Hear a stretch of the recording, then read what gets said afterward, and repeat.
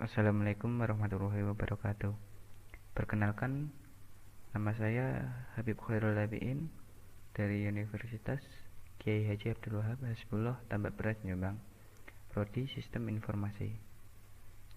Di sini saya akan menjelaskan tentang pengertian CRIPS DM.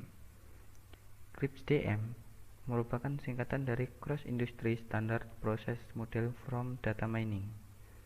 Secara umum menjelaskan tentang proses data mining dalam 6 tahap, yaitu proses ini adalah salah satu tujuannya adalah untuk menemukan pola yang menarik dan bermakna dalam suatu data, serta melibatkan beberapa disiplin ilmu seperti statistika, machine learning, artificial intelligence, partner recognition, dan data mining itu sendiri.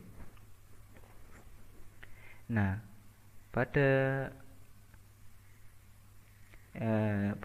suatu pengertian yang lain, CRIPS DM juga merupakan suatu konsorsium perusahaan yang didirikan oleh Komisi Eropa pada tahun 1996 dan telah ditetapkan sebagai proses standar dalam data mining yang dapat diaplikasikan di berbagai sektor industri. Nah, baiklah, kita akan masuk ke proses 6 gambaran siklus hidup pengembangan dari metode CRIPS DM. Nah, ini adalah gambaran dari metode CRIPS DM. Yang pertama adalah business understanding. Nah, di sini business understanding masuk ke data understanding yang kemudian dikembalikan ke business understanding lagi, dan setelah data understanding lanjut ke data preparation. Nah, setelah data understanding mengirim ke data preparation, maka data preparation akan mengolah dan mengirim ke modeling. Selanjutnya modeling akan mengembalikan lagi ke data preparation, dan setelah modeling mendapatkan dari data preparation, kemudian modeling akan mengirimkan ke evaluasi atau evaluation. Nah, di sini evaluation akan mengirimkan balik ke business understanding jika datanya itu kurang sesuai atau tidak sesuai. Kalau sesuai akan masuk ke development dan dapat diakhiri. Nah, di sini kita akan langsung masuk ke pengertian data understanding atau proses atau pemahaman bisnis. Maksud saya business understanding. Nah, apa itu business understanding?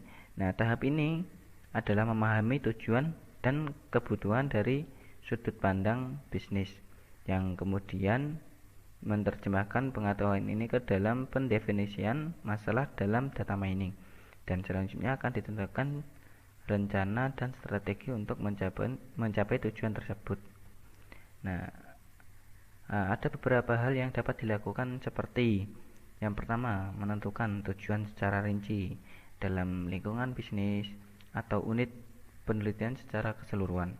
Dan yang kedua, bisa juga untuk menerjemahkan tujuan yang telah dibuat menjadi suatu formula dari permasalahan data mining tersebut. Dan bisa juga untuk menyusun strategi awal untuk mencapai tujuan yang telah dibuat. Nah, selanjutnya kita akan masuk ke data understanding itu sendiri. Apa itu data understanding? Nah, tahap ini juga memberikan validasi analitik untuk sebuah proyek dengan membuat ringkasan atau summary pada pengidentifikasian potensi masalah dalam data mining. Nah, tahap ini juga harus dilakukan secara cermat dan tidak boleh terburu-buru, seperti pada visualisasi data yang terkadang exact-nya itu sangat sulit dapat didapatkan jika dihubungkan dengan summary datanya. Nah, data understanding juga dimulai dengan pengumpulan data yang kemudian akan dilanjutkan dengan proses untuk mendapatkan pemahaman yang mendalam, ya seperti mencari atau memproses suatu data, yang kemudian akan diproses untuk mendapatkan suatu pemahaman yang mendalam tentang data tersebut dan untuk mengidentifikasi masalah kualitas data atau untuk mendeteksi adanya bagian yang menarik dari data yang dapat digunakan untuk hipotesa atau untuk mencari informasi yang tersembunyi.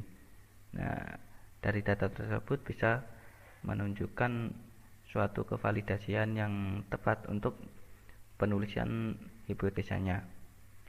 Nah, selanjutnya kita akan masuk ke tahap atau data preparation atau pengolahan data.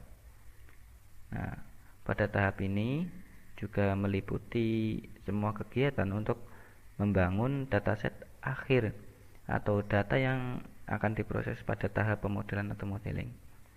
Nah, dari data mentah menjadi suatu informasi yang baru atau data yang benar. Pada tahap ini juga dapat diulang beberapa kali. Pada tahap ini juga mencakup pemilihan label, record atau atribut-atribut data, termasuk proses pembersihan dan transformasi data untuk kemudian dijadikan masukan dalam tahap pemodelan atau tahap modeling. Nah, pada tahap ini ada beberapa hal yang perlu diperhatikan, yaitu yang satu yaitu tadi ya, mempersiapkan dataset akhir yang diambil dari data mentah yang kita miliki. Dataset akhir ini akan digunakan untuk fase-fase selanjutnya. Jadi mencari data akhir tersebut untuk dilanjutkan ke fase selanjutnya. Dan yang kedua itu memilih kasus dan variabel yang sesuai dengan kebutuhan analisis tersebut. Nah, selanjutnya melakukan transformasi pada variabel-variabel tertentu jika itu diperlukan. Jika tidak juga tidak menggunakan transformasi pada variabel tersebut juga tidak apa-apa, karena cuman sebagai pelengkap saja ini. Dan yang terakhir ya selanjutnya itu yang perlu diperhatikan atau dilakukan yaitu membersihkan data agar siap digunakan untuk pemodelan.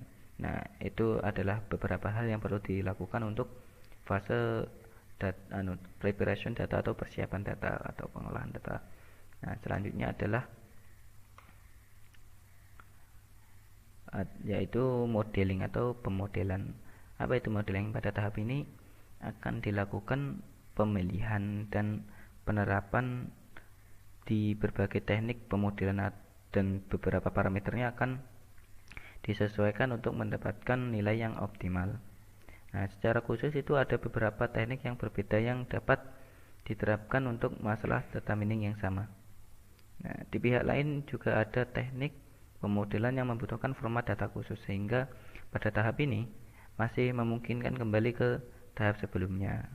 Ya, tadi seperti yang saya jelaskan, masih bisa kembali ke tahap sebelumnya. Ada beberapa hal yang perlu diperhatikan untuk fase pemodelan ini. Yang pertama adalah memilih dan menggunakan teknik pemodelan yang sesuai dengan kebutuhan analisis. Nah, yang kedua menyesuaikan pengaturan model atau menyesuaikan pengaturan ya untuk mengoptimalkan hasil yang diperoleh. Jadi kita harus menyesuaikan data yang kita dapatkan tadi untuk dioptimalkan lagi dan menghasilkan model yang lebih optimal yang dapat diperoleh. Nah, yang ketiga itu mengingat bahwa beberapa metode yang berbeda dapat digunakan pada kasus ini, maka pada data mining menggunakan data yang sama. Nah, selanjutnya itu jika diperlukan pada fase ini kita juga dapat kembali ke loopback pada fase persiapan atau prepare. Pada tahap ini juga untuk menyesuaikan bentuk data yang kita miliki dengan persyaratan tertentu dari teknik data mining. Dan selanjutnya adalah evaluation atau evaluasi. Nah, pada tahap ini akan dilakukan evaluasi terhadap keefektifan dan kualitas model sebelumnya yang digunakan dan menentukan apakah model dapat mencapai tujuan yang telah ditetapkan pada fase awal atau fase business understanding. Nah, pada tahap ini juga model sudah terbentuk dan diharapkan memiliki kualitas yang baik jika dilihat dari sudut pandang analisa data.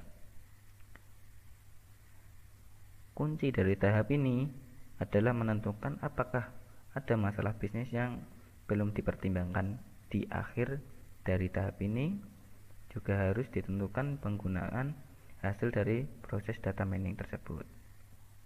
Nah, ada beberapa hal yang perlu diperhatikan dalam fase evaluasi.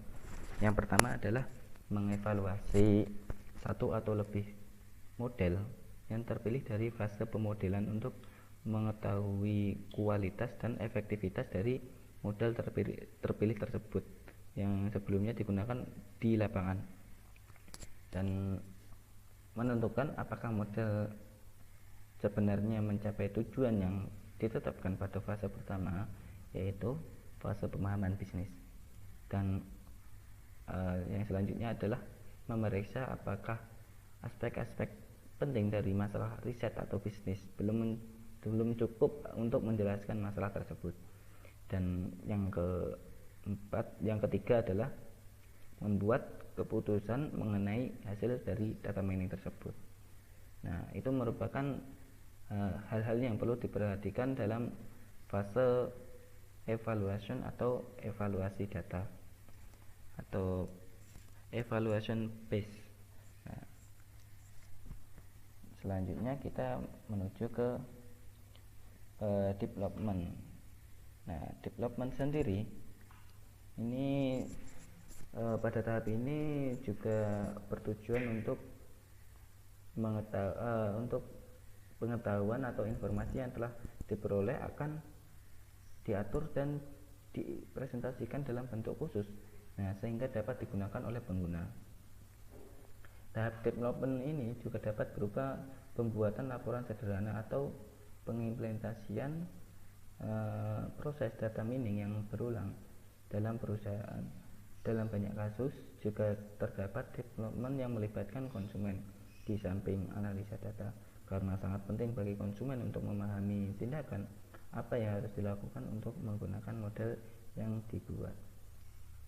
Nah, di model ini di fase ini juga ada hal-hal yang perlu diperhatikan, ya, mencakup fase development phase. Yang pertama itu memanfaatkan model yang telah dibuat atau pembuatan model yang tidak menunjukkan penyelesaian project. Nah, yang kedua, contoh para penyebaran yang sederhana atau menghasilkan suatu laporan. Ya, di sini bisa tertulis, juga bisa suatu laporan yang datanya itu sudah tervalidasi tadi. Yang ketiga yaitu contoh cara penyebaran yang lebih kompleks, yaitu mengimplementasikan proses data mining di berbagai tempat. Dan selanjutnya yang terakhir ada dalam urusan bisnis. Seringkali pelanggan melakukan penyebaran berdasarkan model kita. Di sini saya akan menjelaskan tentang data mining dengan tema CRISPDM dengan mengambil studi kasus implementasi data mining menggunakan algoritma fuzzy C-covering pada data mining penjualan di toko Safira. Pengertian CRISPDM merupakan singkatan dari Cross Industry Standard Process Model for Data Mining. Proses ini salah satu tujuannya untuk menemukan pola yang menarik dan bermakna dalam data. Terdapat 6 tahap dalam data mining. Yang pertama, business understanding. Kedua, data understanding. Ketiga, preparation. Keempat, modeling. Kelima, evaluation. Keenam, deployment. Dari 6 tahap tersebut, terdapat fungsi-fungsi setiap tahapnya. Yang pertama yaitu business understanding yang berfungsi untuk mendefinisikan proyek. Kedua, data understanding untuk memeriksa data sehingga data mengidentifikasi masalah dalam data. Ketiga, data preparation untuk memperbaiki masalah dalam data, kemudian membuat variabel derived. Keempat, modeling untuk membuat model prediktif atau deskriptif. Keempat, evaluation untuk menilai model agar dapat melaporkan efek yang diharapkan dari model. Keenam, deployment untuk rencana penggunaan model. Implementasi data mining menggunakan algoritma fuzzy C-covering pada data transaksi penjualan di toko Safira.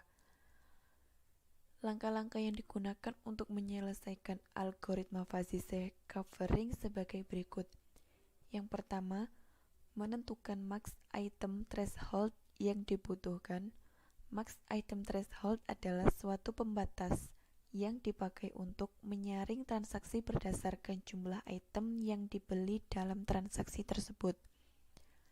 Yang kedua, mencari record-record dalam tabel transaksi yang memenuhi max item threshold dan penyimpanannya ke dalam Qt. Ketiga, menentukan jumlah kombinasi. Keempat, menentukan minimum support ke K sebagai threshold bagi kombinasi. K di sini dimaksud sebagai kombinasi. Kelima, mencari support dari tiap kombinasi K item yang memungkinkan yang ada di dalam transaksi tersebut. Keenam, melakukan penyaringan terhadap kombinasi item yang ada dalam transaksi tersebut yang tidak memenuhi support U, di mana support U lebih besar dari minimum support ke K. Ketujuh, mencari kombinasi K item yang memungkinkan dari tiap kombinasi K1 item yang memenuhi minimum support yang telah ditentukan. Kedelapan, mendefinisikan tiap item yang telah didapat dari langkah-langkah di atas sebagai fuzzy set atau yang disebut item fuzzy set terhadap transaksi Qt. Kesembilan, set K sama dengan K plus 1 di mana K lebih besar ATH, maka kembali ke langkah 8. Ke-10, mencari candidate rules dengan cara menghitung confidence dari setiap kombinasi K item yang memenuhi minimum support K, di mana K lebih besar dari 2 dari item fuzzy set yang telah didapat pada langkah 8. Kemudian, hasil dari sistem tersebut yaitu yang pertama, sistem mampu mengolah dataset berupa data penjualan yang telah tersimpan dalam basis data. Yang kedua, sistem mampu menghasilkan aturan asosiasi. Ketiga, sistem mampu menghasilkan nilai support dan nilai confidence. Keempat, sistem mampu melihat hasil analisis yang sudah pernah dilakukan sesuai dengan tanggal analisis. Dengan 3 proses, yaitu yang pertama, berfungsi mencari kombinasi untuk setiap item set yang didapat dari data historis penjualan yang diinput oleh user berupa tabel transaksi dan menentukan apakah memenuhi item set untuk dicari rules-nya. Kedua, berfungsi untuk mencari dan menghasilkan rule yang memungkinkan dari setiap item set.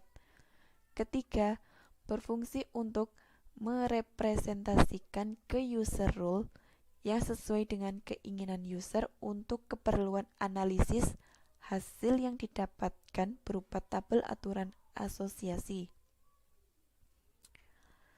Bisa dilihat di sini yaitu ini adalah merupakan implementasi dari sistem yang telah dibuat, di mana baris ke atas terdapat max item threshold, kemudian baris selanjutnya minimum support, baris selanjutnya yaitu minimal confidence, kemudian terdapat transaksi, kemudian terdapat proses hasil, di mana ketika sudah diproses, maka hasil tersebut akan muncul.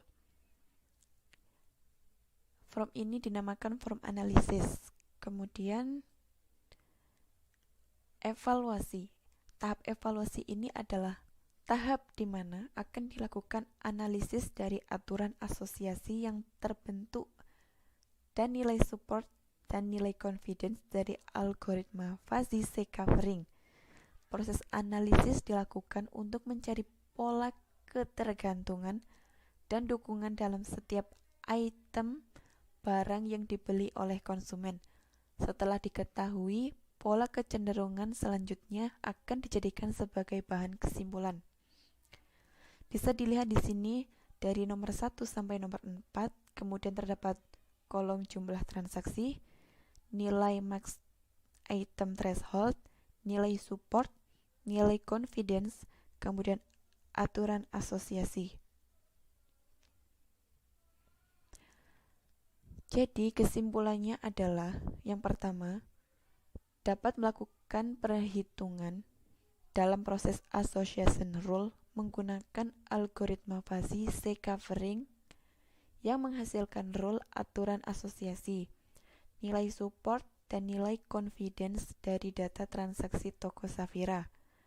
Yang kedua, diperoleh hasil akhir bahwa produk yang diminati oleh konsumen adalah ATK Pensil FC, Close Up Fire Fresh, LBY BW 100 hijau, C2 Gold dan Clear Gold, rokok BB Filter, Pop Mie rasa ayam, Good Time Sagon, dan Liang Teh Panda. Yang ketiga, diperoleh pola asosiasi untuk menempatkan produk agar konsumen mudah dalam mengambil, seperti produk ATK Pensil FC diletakkan berdekatan dengan produk Close Up Fire Fresh dan LBY BW 100 hijau. Yang keempat, semakin besar minimum support yang diinputkan, semakin kecil kemungkinan suatu item yang lolos seleksi sehingga semakin sedikit jumlah item yang dapat dikombinasikan. Mungkin sekian dari saya. Apabila ada kesalahan, mungkin pengucapan atau penyampaian yang kurang jelas, saya mohon maaf. Saya akhiri. Wassalamualaikum warahmatullahi wabarakatuh.